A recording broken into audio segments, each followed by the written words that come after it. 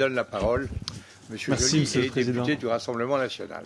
Monsieur le ministre, avant le début du conflit en Ukraine, 95% du fret ferroviaire entre la Chine et l'Europe transitait par le corridor nord du China Europe Express qui relie donc l'Allemagne et la Chine en passant notamment par la Russie. Et donc à la suite des sanctions, le volume de fret ferroviaire eurasiatique a diminué de 80% alors qu'il est essentiellement constitué de convois transportant du matériel électronique et des pièces destinées aux machines et aux véhicules.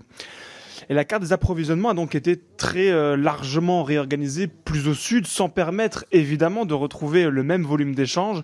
Et citons par exemple un exemple français, Decathlon, qui a été mis en difficulté du fait de cette coupure de la voie d'approvisionnement, comme BMW en Allemagne, qui a dû cesser tout transport ferroviaire passant par la Russie.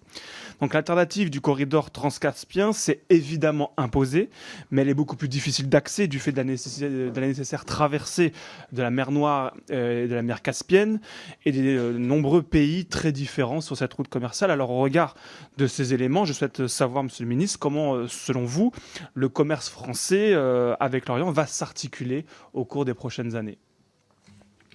Je vous remercie, Monsieur